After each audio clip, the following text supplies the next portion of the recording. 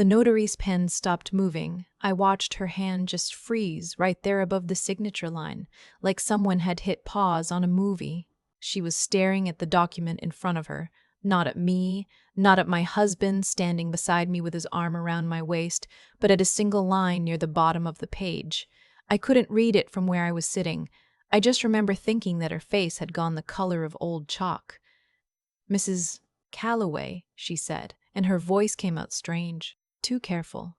I need to step out for just a moment. Would you mind waiting?" She left the folder on the desk and walked out before I could answer. My husband, Spencer, squeezed my shoulder. "Probably just needs to make a copy," he said. I nodded. I believed him. I was 29 years old, 7 months into a marriage I thought was the best thing that had ever happened to me, and I had no idea that the woman who just left the room had recognized my husband's name from a fraud complaint she'd filed herself 3 years earlier. I didn't know any of that yet. I'm getting ahead of myself. Let me start where this actually began, because you need to understand how I ended up in that notary's office before you can understand what I walked out of it knowing. My name is Vivian Cole. Vivian Calloway now, though not for much longer. I'm 31. I grew up in Asheville, North Carolina, in a house my grandfather built by hand in 1962. He was a contractor who worked every job in the county for 40 years. And when he died, he left that house and the 2 acres it sat on to my mother. When my mother passed away from cancer 4 years ago, it came to me. Property in western North Carolina isn't what it was 20 years ago. Between the mountain views and the short-term rental boom, that house and those 2 acres were worth somewhere around $800,000 by the time I inherited them. Plus, there was the life insurance, which brought everything to just over $1 million. I want to be clear about something. I wasn't walking around thinking of myself as wealthy. I drove a used Honda. I worked full-time as a graphic designer at a mid-size agency downtown. I paid my own rent in a 1-bedroom apartment for 2 years after my mother died because I couldn't bring myself to move into her house yet. The money felt like grief stored in a bank account, not like freedom. But it made me visible to people who were looking. I just didn't know I was being looked at. I met Spencer at a friend's birthday dinner. He was at the next table, overheard us laughing about something, leaned over with a completely disarming smile, and asked what was funny. He was 36, worked in commercial real estate development, had this easy confidence that didn't feel like arrogance. He was the kind of man who makes you feel like the room got a little more interesting when he walked in. We dated for 8 months. He was attentive in ways I wasn't used to, remembered the name of my college roommate after I mentioned her once, showed up with the specific brand of tea I liked when I had a cold, never once asked about the inheritance directly. My aunt, who raised my mother and is the closest thing I have to a grandmother figure now, met him at Thanksgiving and pulled me into the kitchen afterward. "I don't like how he watches you," she said. "What does that mean? Like he's keeping track," she said. "Like you're a project." I told her she'd been watching too many true crime documentaries. We laughed about it. I spent the next holiday with Spencer's family instead, and my aunt and I didn't talk much after that. She was keeping score. I was giving points to the wrong person. Spencer and I got married the following May. Small ceremony, 30 people, backyard of my mother's house, my house, with string lights and wildflowers because that's what she would have wanted. Spencer cried during the vows. I thought it was because he loved me. Looking back, I think he cried because he'd been working toward that moment for almost 2 years and he'd finally made it. The first 8 months of our marriage were genuinely happy, or they felt that way. I moved into the house. Spencer started talking about renovations. The kitchen needed updating. The back porch was rotting. We should think about the foundation. All reasonable things. He said he knew contractors from his work, could get things done at cost, didn't want me to overpay when he could help. I thought that was generous. He suggested we open a joint account for household expenses. Practical, he said. Easier to manage. He'd contribute from his income, I'd contribute from mine. No complications. I agreed. We set it up. The amount I contributed each month was slightly more than his, but he explained that his income was commission-based and irregular, and that he was managing some overhead from a deal that was about to close. It made sense at the time. Everything he said made sense at the time. Everything he said made sense at the time. He had an explanation ready for every single thing, always delivered calmly, always framed as what was best for us. The renovation estimates started coming in higher than expected. He said the contractors had found issues once they got inside the walls. He said we might want to consider refinancing the property, pull out some equity, fund the renovations properly instead of doing them piecemeal. He said a house in that kind of disrepair loses value and that we needed to protect our investment. He used that word a lot, our investment, our future, our property. That last one made something small and cold move through me the first time he said it, and I pushed the feeling away. He was my husband, of course it was ours. The refinancing paperwork was the reason we were at the notary's office that afternoon. Spencer had handled all of it through a lender his colleague recommended. I hadn't read everything as carefully as I should have.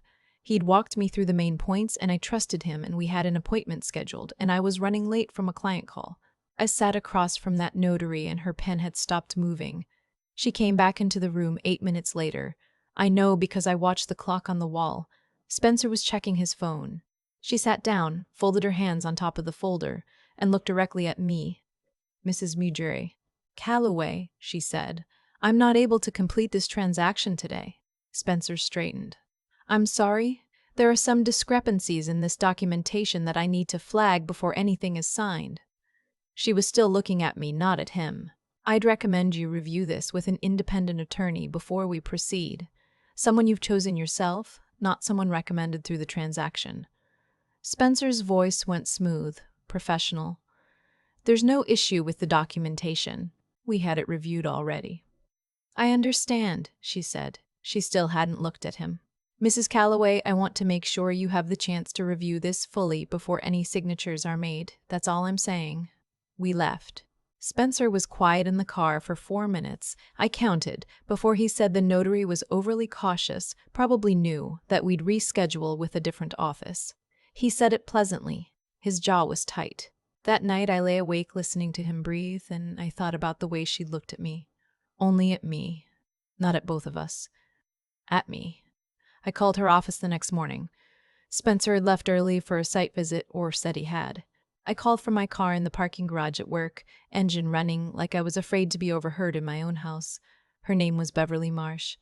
23 years as a notary in Buncombe County. She picked up on the second ring. "I thought you might call," she said. She told me that 3 years ago, a man named Spencer Calloway had appeared in a fraud complaint filed with the county clerk's office. A woman had alleged that he had forged her signature on a property transfer document. The case hadn't gone to criminal prosecution because the woman had settled out of court. Beverly suspected under pressure, but the complaint was still on record. Beverly had processed a document for that same woman 2 years before it happened and recognized the name when she saw it on her paperwork. Then she told me the second thing. The document I'd almost signed wasn't a standard refinancing agreement. There was a clause buried on page 11 in language designed to look routine that would have transferred primary ownership interest in the property to both of us jointly, with rights of survivorship and a provision that in the event of divorce, the equity would be split, with Spencer receiving 60% as the primary financial contributor to renovations. He had invented renovation costs and funneled money through the joint account to create a paper trail establishing himself as a financial contributor to my home. If I had signed that document, I would have handed him 60% of my mother's house in a divorce. I sat in that parking garage for a long time. Shock is a strange thing. It doesn't feel like the movies. It's not dramatic. It's more like the world becomes slightly too sharp, too detailed, like your brain is trying to capture evidence before it forgets. I remember the smell of the parking garage. I remember the coffee in my cup holder had gone cold. I remember thinking, he chose me on purpose. I wasn't a person he fell in love with. I was a target he identified and pursued.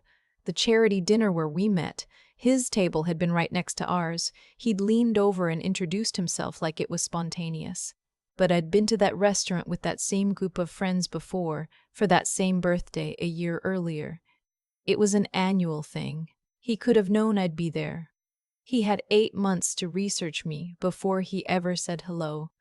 My hands were shaking when I drove out of the garage. I went straight to work. I sat at my desk and opened my design files and stared at them without seeing anything for 2 hours, because I needed to think clearly before I did a single thing, and I couldn't think clearly yet. That evening I made dinner, pasta, nothing special. Spencer came home at 6:30, kissed my cheek, asked about my day. I said it was fine. I passed him the bread. I laughed at something he said about a coworker. I did all of it so naturally that I almost convinced myself I was wrong about everything. I wasn't wrong. The next morning I called my aunt. "I need your help," I said, "and I need you to not say I told you so." There was a pause. "Tell me what you need," she said. She didn't say it. Not once, not ever. She just listened to all of it, and when I finished, she said, "Okay, first we get you a lawyer." Her neighbor's daughter was a family law attorney in Charlotte. Vivian Park, 42, the kind of person who seems soft until you watch her work. My aunt drove up that same day and sat next to me in Vivian's office while I laid out everything. The conversation with Beverly. The document. The joint account. The renovation paper trail he'd been building for months. Vivian listened without interrupting. When I finished, she asked 3 questions, wrote down the answers, and said, "He's done this before, so he knows what he's doing. That means we have to be more careful than he expects you to be." She connected me with a financial forensic specialist, a woman named Helen, retired IRS investigator, now in private practice. Helen was 60, wore reading glasses on a beaded chain, and had the energy of someone who genuinely enjoyed finding hidden money. She reviewed 6 months of our joint account statements in 48 hours. Spencer had deposited what looked like contractor invoices into the joint account across 9 transactions totaling just over $40,000. The payments all went to an LLC. Helen traced the LLC to a registered agent in Delaware.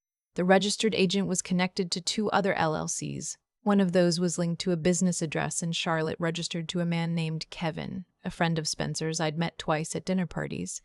Kevin, it turned out, had been depositing money from that LLC into a personal account he shared access on with Spencer. Spencer had been paying himself, creating fake contractor invoices, running the money through a friend, building a fraudulent paper trail of financial contribution to my property. It was patient, methodical, and completely deliberate. Helen found something else. Spencer had a second credit card I didn't know about. The statements showed hotel charges, restaurant tabs for 2, weekend travel bookings. One of the hotels was in Gatlinburg, 40 minutes from Asheville. Checked in on a Friday night when he'd told me he was at a conference in Atlanta. I hired a private investigator named Ron, retired sheriff's deputy, quiet and thorough. I gave him 2 weeks. He came back in 10 days with photographs, credit card records, and a timeline. Spencer had been seeing someone for at least 5 months. She worked at the firm handling the commercial real estate deal he was supposedly managing. He'd taken her to Gatlinburg the same weekend he told me he needed space to decompress from work stress. I sat with all of this for 3 days. The documents spread across my aunt's kitchen table because I didn't trust my own house anymore. I thought about what Beverly had told me, about the woman in the fraud complaint who'd settled quietly and let him walk away clean. I thought about how Spencer would handle this if I confronted him privately. He'd apologize. He'd explain. He'd find a way to make me feel like I'd misunderstood something. He was very, very good at that.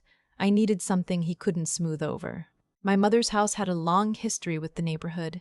She'd been involved in a local preservation society for years, and the annual summer fundraiser had always been held in the backyard. 60, 70 people, local business owners, city council members, longtime family friends, people who'd known my mother since before I was born. It was scheduled for the 2nd Saturday of July, 6 weeks away. I'd already agreed to host it.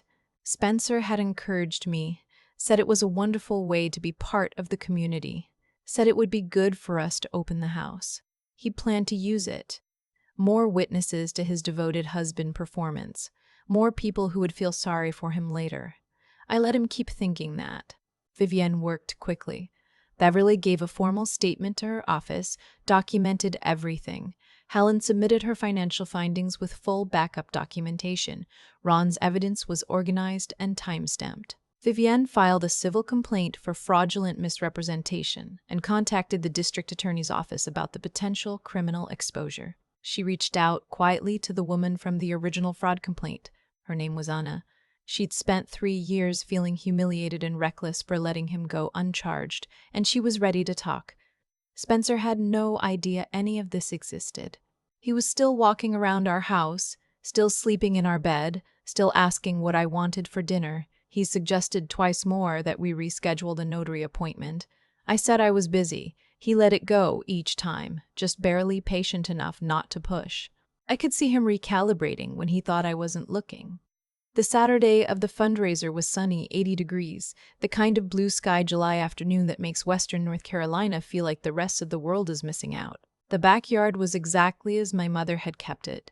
The old oak in the corner, the stone path she'd laid herself, the wildflower border she'd replanted every spring, white tables, mason jar centerpieces, sweet tea in big glass dispensers. Spencer moved through the crowd like he owned it. He was charming and warm and remembered everyone's names, and I watched him work the room and thought about how much preparation that persona must have taken, how long he'd been practicing it, how many people before me it had been used on. My aunt stood near the lemonade table watching him the same way. 2 county deputies were parked on the street in an unmarked car, waiting for my call. Around 3 o'clock, Spencer did what I knew he would do. He'd been dropping hints for weeks about the property, about getting everything sorted out, about making sure our futures were protected. Standing near the oak tree with a small group that included 2 city council members and a man who'd been my mother's accountant for 15 years, he brought it up. "We've been thinking about the long-term plan for the property," he said, arm around my waist. "Making sure it's structured properly, protecting everything we've built. Vivian's mom would have wanted that." He used my mother. He said her name. He stood in her garden and used her. Something settled in me then that I can only describe as very cold and very clear. I excused myself gently, walked to the small portable microphone we'd set up near the stone path for the fundraiser remarks, and tapped it once. "Can I have everyone's attention for just a moment?" I said. 60 people turned. Spencer smiled at me from across the lawn, comfortable, unsuspecting, already composing his expression for whatever sweet thing he assumed I was about to say. "I want to thank everyone for being here. This house meant everything to my mother. And the fact that so many of you showed up today the way you always showed up for her, that means everything to me." I paused. "I also need to share something because some of you have known my family for decades, and I think you deserve to know the truth about what's been happening in this house since my mother left it to me." Spencer's smile didn't disappear. It just froze. 7 months ago, my husband brought me to a notary's office to sign refinancing documents for this property. The notary refused to complete the transaction. She recognized his name from a fraud complaint on record with the county clerk. I held up the document, Beverly's statement certified copy. She gave me a formal statement, which I have here. Complete silence. The kind that happens when 60 people all stop breathing at the same time. The document I was asked to sign contained a clause that would have transferred 60% of this property to my husband in a divorce. Based on financial contributions he documented through an LLC that I have since learned is controlled by him and a business associate. I held up Helen's report. A forensic accountant traced $40,000 in fabricated contractor invoices through that LLC. He was paying himself and calling it home improvement. Spencer's arm had dropped from my waist at some point. I didn't notice when. He was standing very still. I also learned that he has been having an affair for at least 5 months. I didn't hold up those photographs. Some things don't need a public display. And that 5 years ago in Charlotte, a woman filed a fraud complaint against him for forging her signature on a property transfer document. She settled out of court. She spent 3 years feeling embarrassed about it. She doesn't feel embarrassed anymore. I looked at my aunt, standing near the lemonade table. She nodded once. "She's provided a statement to the district attorney's office." Spencer spoke. His voice was the same calm, reasonable register he always used. "Vivian, honey, I think there's been a misunderstanding. We should talk about this privately. I'm done having private conversations about this," I said. My mother's accountant, who had known me since I was 8 years old, stepped slightly away from Spencer. The two council members exchanged a look. Spencer's own brother, who had driven up from Greenville for the event, was staring at the ground. I took out my phone and sent the text I'd pre-tipped to Ron on the street. The two deputies came through the gate a minute later. They crossed the lawn in that unhurried way that somehow makes everything worse. The deliberateness of it, the absolute calm. Spencer turned to face them, and for the first time since I'd known him, I watched his expression run out of options. The charm had nowhere to go. The explanation machine had stalled. "Spencer Calloway," the first deputy said, "we have a warrant for your arrest on charges of fraudulent misrepresentation and forgery. You have the right to remain silent." He didn't say anything. He looked at me once, and I think he was trying to find the version of me he'd built in his head, the one who would be too overwhelmed, too devastated, too eager to make the scene stop. That version wasn't there. She hadn't been there for 6 weeks. They walked him through my mother's garden and out through the gate, and 60 people watched it happen in complete silence. My aunt was beside me before the gate closed. She didn't say a word. She just put her hand on my arm and stood there, and I thought about my mother saying once that the mark of a real friend is someone who knows when to be quiet. The civil case moved forward. Spencer's attorney tried to negotiate but had very little to work with. Helen's documentation was airtight. Beverly's testimony was credible and consistent. Anna's statement added a pattern that the DA's office found compelling. The LLC was dissolved within 2 weeks of the arrest. Kevin, Spencer's business associate, cooperated quickly once he understood the alternative. The divorce was finalized 4 months later. The property remained entirely mine. There was no equity to split, no financial contribution to argue over, because the contributions had never been real. Spencer was ordered to repay the $40,000 and faced separate criminal sentencing. He lost his real estate license. His brother called me once, about 2 weeks after the arrest. He said he was sorry. He said he'd had a feeling for years that Spencer operated in ways he didn't fully understand. He said our mother, meaning his mother, Spencer's mother, was devastated but not entirely surprised. I thanked him and didn't have anything else to say. Anna and I had coffee once in Charlotte after the sentencing. She was in her mid-40s, warm, clearly still carrying some weight from how it had all gone down years ago. She said that letting him go without pressing charges was the decision she'd regretted most in the past 5 years. Not because it would have changed what happened to me. She had no way of knowing I existed, but because she'd spent 3 years believing she was too embarrassed to be worth protecting. We talked for 2 hours. When I left, I felt like something had been repaired that I hadn't known was broken. My aunt came to stay with me for a week after the divorce was final. She slept in my mother's old room, and we sat on the back porch every morning with our coffee and didn't always talk. She'd been right about Spencer. She'd known from 5 minutes with him at Thanksgiving what had taken me 2 years to learn. I finally asked her how. She thought about it. "Your mother had that same instinct," she said. "She could always tell when someone was looking at you like you were something to be taken rather than someone to be known. I watched you enough times that I suppose I picked it up from her." I didn't cry. I'd already done most of that. I just sat with it. The wild flower border my mother had replanted every spring needed attention. I'd neglected it during everything. I started working on it in early September, pulling weeds, loosening soil, ordering the same seed mix she always used. It was meditative in a way I hadn't expected. Something about putting your hands in soil your mother had touched. My aunt came outside and sat in the chair by the stone path and watched me work. "She'd be proud of you," she said. "For what, specifically? For figuring it out before it was too late?" She paused. "And for not letting him take the house." I laughed. First real laugh in a long time. "This house has been in my family for over 60 years. My grandfather built it. My mother grew up in it. I played in that back garden every summer of my childhood." Spencer looked at it and saw an asset, a number, a payout worth 2 years of performance. He got the handcuffs and an arrest record. I got to stay in my grandmother's kitchen and drink my morning coffee with the woman who loves me most in this world, in the house where every room still smells a little like my mother. I kept Beverly's number in my phone. I sent her a card after the divorce was final. She wrote back a short note, just a few lines saying she was glad she trusted the feeling she had in that room. I think about that a lot. The instinct she had to look only at me.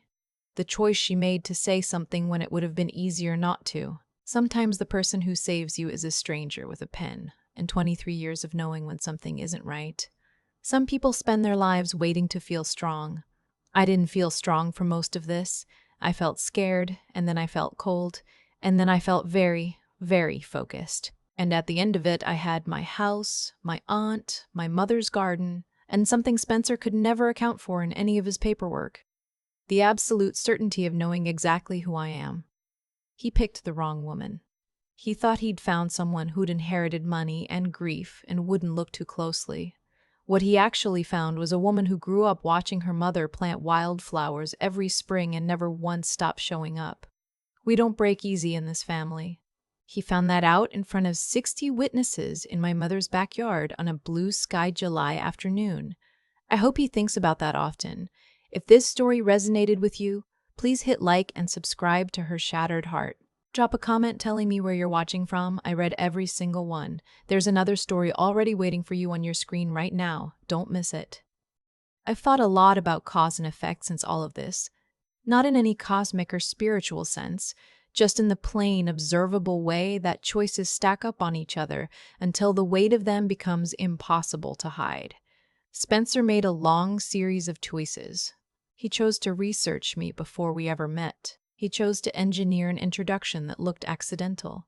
He chose to be patient, to be charming, to be everything I needed for long enough that I'd stop looking closely.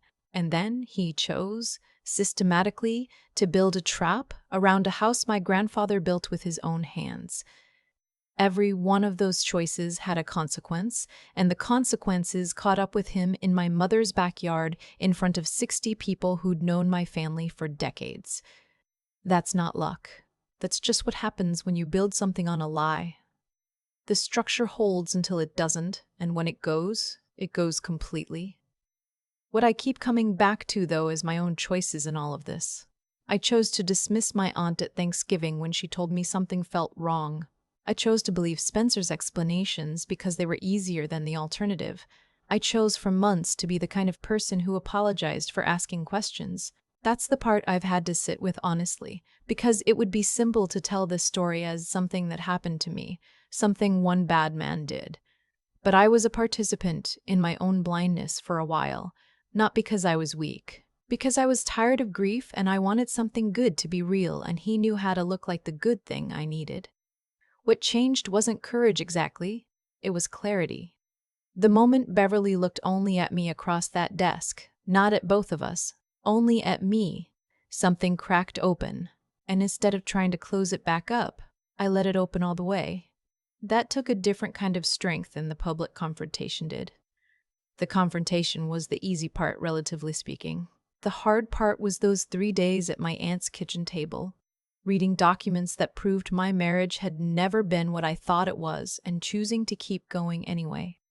Choosing to be precise and patient instead of reactive. Choosing to do it right instead of fast. Intelligence isn't just knowing things, it's knowing what to do with what you know and when. Beverly knew something was wrong and she said so, even when it would have been much simpler not to. Helen knew how money hides and she followed it until it had nowhere left to go. My aunt knew, used before any paperwork existed, that Spencer was looking at me like a project. The women in this story who helped me weren't lucky. They were paying attention. They'd spent years developing the skill of noticing, and they used it when it mattered. I think about Vivian a lot. The version of me who almost signed that document, who was running late from a client call and ready to trust the man sitting beside her. She wasn't a fool. She was someone who'd been through a lot of loss and had chosen, understandably, to believe in something good. What I want her to know, what I tell anyone sitting where she was sitting, is that asking questions is not the same as being difficult. Doubt is not the same as disloyalty. Paying attention to the feeling that something is wrong is not paranoia. It is the most important skill you will ever have, and you are allowed to use it, even when someone you love is sitting right next to you expecting you not to. My mother planted wildflowers in that garden every single spring, even in the years when money was tight, even in the years when she was sick. She showed up for that garden because it was hers and because some things are worth the ongoing effort. I understand that differently now. Some things you have to keep choosing. Your own clarity is one of them.